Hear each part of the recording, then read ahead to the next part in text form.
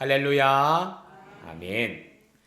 부활의 주님을 찬양하면서 부활절은 한 주 일회성이 아닌 매주가 부활의 주님을 기억하며 부활의 기쁨과 감격 가운데 살아갈 수 있는 우리 믿음의 성도들이 되시기를 주의 이름으로 소망합니다.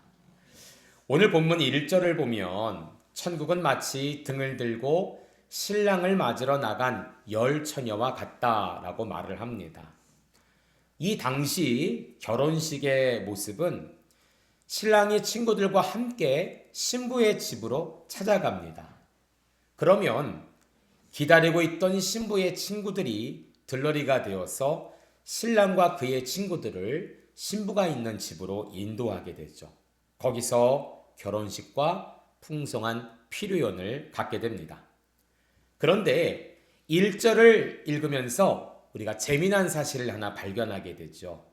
10명의 신부가 신랑의 친구들을 맞이하기 위해 무엇을 준비했다고 합니까? 바로 등입니다. 등. 왜 등을 준비할까요? 등은 언제 사용하는 것인데요? 밤 아닙니까? 이스라엘 지역은 낮에 이 기온이 너무나 뜨겁기 때문에 결혼식을 낮에 하는 가정들이 별로 없다라고 해요. 밤에 합니다. 또 이 당시에는 시계가 없었잖아요. 닭의 울음소리나 별자리의 위치를 보면서 대략적인 시간을 파악하는데 이러다 보니까 신랑이 제 시간에 오지 못하고 늦는 경우가 종종 있었다라고 합니다. 요즘 같으면 큰일 날 일이죠. 오늘 본문의 5절에 신랑이 더디옴으로 라고 표현한 것이 바로 이 당신의 결혼식의 모습을 그대로 보여주는 배경사와 같다라고 볼 수가 있습니다. 여러분, 여기 10명의 처녀들을 한번 보십시오. 성경은 이들을 두 부류로 나누고 있습니다. 2절에 보니까 그 중에 5은 미련하고 5은 슬기 있는 자다라고 말을 하고 있죠. 여러분, 질문입니다. 어떠한 자가 미련하고 어떠한 자가 슬기로운 자일까요? 세상의 잣대로 보면 많이 가지고 많이 배우고 외모가 뛰어난 자가 슬기로운 자다라고 여길 수 있을 거예요. 그러나 오늘 성경의 말씀을 보십시오. 3절과 4절의 말씀을 보니까 미련한 자들은 등을 가지되 기름을 가지지 아니하고 슬기 있는 자들은 그릇에 기름을 담아 등과 함께 가져갔다라고 표현합니다. 미련한 자와 슬기로운 자의 기준이 무엇입니까? 바로 등이고 그 등을 밝힐 기름을 준비했느냐. 이것이 바로 지혜 있는 자와 미련한 자들의 기준이 된다는 사실이에요. 혹시 여러분 페이지 터너라는 것을 아십니까? 이 페이지 터너를 아시는 분은 아마 클래식 음악의 조예가 깊은 분이실 거예요. 여러분, 우리가 자주는 보지 않지만 종종 이 피아노 연주를 보게 되면 연주자 바로 옆에 앉아갖고 악보를 뚫어지게 쳐다보는 한 사람을 발견할 수가 있습니다. 교수님이 아니에요. 이 사람이 뭐냐면 페이지 터너입니다. 이게 뭐냐면 연주자가 연주를 하고 있다 보면 악보를 넘길 사이가 없잖아요. 그 옆에 있는 분이 이 악보를 넘겨주십니다. 페이지를 넘긴다라고 해서 페이지 터너. 한국의 음대생들은 좀 구수하게 뭐라고 표현하냐면 남자는 넘돌이, 여자는 넘순이라고 이렇게 표현을 한다고 하더라고요. 넘기는 사람이다 라고 하는 것이죠. 사실 여러분, 이것을 보면서 악보를 넘기는 것이 뭐 그렇게 힘들까라고 생각할 수 있어요. 하지만 이 페이지 터너는요, 악보를 넘기는 것 이상으로 이 악보에 대한 완벽한 해석과 지금 연주하고 있는 연주자의 성향을 잘 파악해서 때가 됐을 때, 음이 되었을 때 정확히 페이지를 넘기는 것이 중요하다라고 합니다. 어떠한 음악의 대가는 페이지 터너의 역할에 따라 연주가 성공할 수도 있고 망할 수도 있다라고 할 정도라고 해요. 그만큼 이 페이지 터너는 중요한 역할을 한다라는 것이죠. 하지만 저는 이런 생각을 해보았습니다.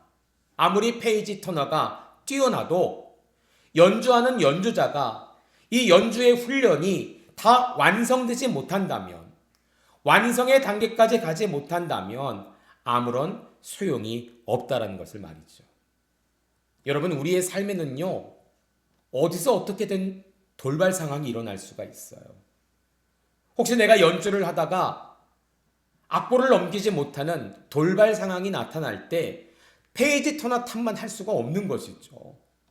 연주자의 머릿속에는 혹시 악보가 넘겨지지 못한다 할지라도 그 다음 마디, 그 다음 장, 그 다음의 음계가 정확히 그 머릿속에 있어야 된다라는 사실이에요. 여러분, 중요한 것이 무엇인 줄 아십니까? 100%의 임의된 완성보다 120%의 꾸준한 완성도, 지금도 나는 완성을 위해 달려나간다라는 그 준비된 마음이 필요하다라는 사실입니다. 여러분, 이 이야기가 동감이 되시는지요?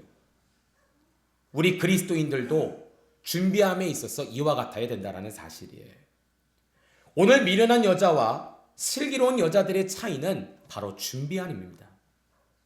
이 정도면 됐어, 이 정도면 100%야 라고 믿는 자들과 혹시 모를 일이 있을까 더 준비하는 120%의 믿음을 가진 자의 결과는 너무나 다르다라는 사실이죠. 사랑하는 우리 믿음의 성도님들, 준비함에 만족함이 되는 성도들 되지 마시고 준비함에 최선을 다하는 슬기로운 성도들 되시기를 주의 이름으로 축복합니다. 오늘 이 슬기로운 여인들이 최선을 다해 준비한 것은 과연 무엇일까요? 바로 기름이죠. 오늘 지혜로운 처녀들이 되기 위해 우리는 기름을 얻기 위해 진리를 따라가야 된다라는 사실을 기억하셨으면 좋겠습니다. 10명의 처녀들은 모두 등을 준비했습니다. 하지만 미련한 5 처녀들은 기름을 준비하지 않았어요. 정확한 의미는 3절을 보니까 기름을 가지지 않았다라고 하지만 8절의 말씀을 보니까 등불이 꺼져간다라는 사실을 통해 우리는 무엇을 알 수 있을까요? 충분한 기름을 가지지 못했다라는 사실을 알 수가 있어요. 왜 그랬을까요? 보통 신랑이 이 정도면 오니까, 거리가 이 정도면 이 정도 시간이 걸리겠다, 자신의 생각과 자신의 어떠한 지혜로 결정을 내버린 거예요. 이 정도면 충분하다라고 생각했던 것이죠. 결국 그들은 어떻게 되었습니까? 떨어진 기름을 사간 사이에 혼인잔치의 문은 닫혀버리고 그 문에 들어갈 수가 없게 되었다라는 거예요. 여러분, 이것은 우리에게 무엇을 알려주는 것일까요? 시편 119편 105절을 보니까 주의 말씀은 내 발의 등이요 내 길의 진리다라고 기록합니다. 내 발의 등이 무엇이라고요? 하나님의 말씀입니다. 진리입니다. 이 10처녀들이 등을 준비했다라는 것은 말씀과 진리를 준비했다는 것과 같은 거예요. 더 넓게 해석하자면 구원함을 받았고 그래서 직분도 받았다라는 것이죠. 하지만 그것만으로 충분하지 않다라는 거예요. 내가 말씀도 받고 직분도 받고 영접도 했고 그것이 끝이 아니라 우리의 신앙은 더 큰 진리를 향해 나아갈 수 있는 성장의 노력이 필요하다라는 사실입니다. 저는요, 여러분들, 다른 성도들도 중요하지만 우리 믿음교회 성도들만큼은 마침표의 신앙이 아니라 쉼표의 신앙이 되기를 간절히 소망합니다. 마침표의 신앙이 아니라 쉼표의 믿음을 갖는 저와 여러분들이 되기를 소망합니다. 여러분, 마침표는 무엇입니까? 그것으로 끝났다라고 여기는 거예요. 하지만 쉼표는 무엇입니까? 잠시 쉬지만 내일을 위해, 다음을 위해 준비하는 것이 바로 쉼표예요. 우리가 주일 예배 드렸어요. 오늘 이렇게 예배를 드립니다. 그러면 나는 내 종교생활 다 했다, 내가 해야 할 것을 다 했다라고 마침표를 찍는 것이 아니라 쉼표를 찍어서 내일 월요일도 우리는 어떠한 삶을 살아야 됩니까? 예배자의 삶을 살아야 된다라는 거예요. 월요일로 마침표를 딱 찍는 것이 아니라 쉼표를 찍어서 화요일에도 그 말씀을 묵상하는 자리, 그 말씀을 기억하는 자리, 주님을 찬양하는 자리, 전도하는 자리에 우리가 서게 되는 것이에요. 주일로 마침표를 찍는 것이 아니라 나의 한 주가, 나의 한 달이, 나의 1년이, 나의 평생이 늘 쉼표를 찍어가면서 내일을 위해 준비하고 내일을 위해 달려가는 성도들이 될 때 이것이 바로 진정한 주님께서 기뻐하시는 성도들의 삶이 된다라는 사실이죠. 여러분, 오늘부터 시작입니다. 쉼표를 찍으시고 내일도 모레도 주님과 늘 동행하는, 주님과 함께하는 성도들이 되시기를 주의 이름으로 축복합니다. 여러분, 진리를 따른다는 것이 무엇일까요? 세 개의 컵이 있는데 공이 하나 들었습니다. 우리 어른 선배님들 어렸을 때 이거 많이 해보셨죠? 네. 이제 전문 용어로 야바이 뭐라 하는데, 하여튼 이거 하면 어떻습니까? 공이 든 컵을 뚫어지게 쳐다봅니다. 뚫어지게 쳐다봐요. 어떠한 소리가 있어도, 어떠한 모습이 보여도 들리지 않아요, 보이지 않아요. 오로지 그 공이 든 컵에만 집중하는 거예요. 이게 바로 진리를 따르는 삶인 것입니다. 진리를 따른다는 것이 바로 이와 같다라는 것입니다. 내가 지금 읽은 말씀이, 내가 지금 들은 말씀이 내 삶의 어느 부분에 적용이 돼야 할 것인가? 그 말씀을 놓치지 않고 집중하는 것입니다. 내가 들은 말씀 한 구절 한 구절을 그냥 흘려보내는 것이 아니라 내 삶에 하나님께서 어떠한 메시지를 주고 계시는가? 남들이 아니라 나에게 주시는 주님의 음성이 무엇인가? 때로는 많은 물소리와 같은, 때로는 세미한 음성과 같은 하나님의 말씀을 듣는 것이에요. 여러분, 미루에 들어갔습니다. 문들이 여러 개가 있는데 입구에 빨간 문만 통과하면 산다라고 적혀 있어요. 여러분, 어떻게 하시겠어요? 빨간 문만 찾아가야죠. 그 문만 통과해야죠. 진리를 따른다는 것이 바로 이와 같습니다. 우리 예수님께서 보혈의 문을 활짝 열어주셨어요. 보혈의 피의 문을 우리에게 활짝 열어주셨어요. 누구든지 예수님을 통과하면, 예수님을 따르면 산다 하라고 했는데 왜 우리는 아직도 세상의 넓은 문, 세상의 명예와 욕심과 음란과 타락의 문을 찾아가고 있는 것입니까? 여러분, 말씀 그대로 믿고 말씀 그대로 살아갈 수 있는 저와 여러분 되시기를 소망합니다. 예수님께서 뭐라고 말씀하셨죠? 내가 곧 길이요 진리요 생명이다. 여러분들이 이 세상에서 태어날 때부터 그 입구에는, 여러분들의 삶의 입구에는 이미 이 표지판이 보여진 거예요. 너가 태어나서 너의 삶을 살아갈 때에 다른 문을 통과하는 것이 아니라 바로 빨간 문, 곧 내가 곧 길이요 진리요 생명이다 말씀하셨는데, 예수님과 함께하는 삶이 성공의 삶이고 예수님과 함께하는 삶이 나의 영혼의 살림의 문이다라고 표현하고 계신 것이죠. 여러분, 다른 길은 없습니다. 오직 예수님만이 우리의 인생의 해답이며 우리의 인생의 길이심을 믿으시기를 주의 이름으로 축복합니다. 제가 종종 말씀드리지만 말씀 묵상, 여러분 묵상이 뭘까요? 한 달 동안 내가 큐티책 펴놓고 아침에 조용한 음악을 틀어놓고 커피 한 잔 마시면서 성경책에 줄을 긋는 것이 묵상이 아니에요. 묵상이라는 것은요, 한 구절의 말씀이라 할지라도 그 말씀을 내가 반드시 지키고 행하겠다라는 몸부림이 바로 묵상인 것입니다. 내 이웃을 사랑하라. 내가 사랑할 이웃이 누구인지 찾아다니는 것이 묵상이에요. 내가 왜 저 사람을 용서하지 못하는가, 이것에 대해 아파하는 것이 묵상이에요. 어떻게 하면 저 사람을 사랑할 수 있을까 하나님께 물으며 몸부림치는 기도가 바로 묵상인 것입니다. 작은 아이라 할지라도 섬기며 봉사함으로 하나님께 나아가는 것이 바로 묵상이라는 것이죠. 이게 바로 진리를 따르는 삶이에요. 성도님들, 단 한 구절이라도 지키고자 하는 그 애씀과 열정, 이 진리를 따르는 성도의 삶이 우리 믿음의 성도들 가운데 있기를 주의 이름으로 축복합니다. 여러분, 등을 준비하고 단 몇 시간만 태울 기름을 준비하는 미련한 자들처럼 얼마의 묵상, 얼마의 예배로 나는 다 했다라고 만족하지 마시고 그 예배와 그 말씀이 내 삶, 월요일부터 토요일까지 내 삶에 적용이 되고 그 말씀을 늘 떠올리며 그 말씀대로 살아가는 몸부림칠 수 있는 진정한 묵상의 성도들이 되시기를 주의 이름으로 축복합니다. 둘째로, 우리가 기름을 얻기 위해서는요, 성령 충만하셔야 돼요. 성령 충만하셔야 됩니다. 여러분, 성경에서 기름은 무엇을 의미하느냐? 요한일서 2장 20절에 너희는 거룩하신 자에게서 기름 부음을 받고 모든 것을 안다라고 표현하고 계세요.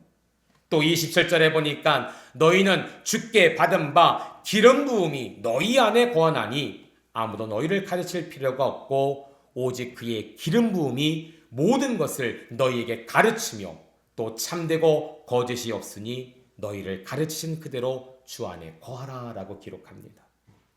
여기 나오는 기름 부음은 다 성령님을 말하는 것입니다. 그러니까 기름을 충만히 준비했다라는 것은 성령이 충만한 상태를 말하는 것이에요. 여러분, 교회가 왜, 목사님들이 왜 성령 충만 이렇게 외치는 것일까요? 왜 우리는 그토록 성령 충만을 그렇게 원하며 외쳐야 하는 것일까요? 오늘 본문으로 다시 돌아와 봅니다. 여러분, 앞서 말씀드렸지만 3절에 미련한 자들은 등을 가졌지만 기름을 준비하지 못했다라고 해요. 이건 진짜로 등만 딸랑 준비했다는 것이 아니죠. 증거가 8절에 나옵니다. 다시 한번 볼까요?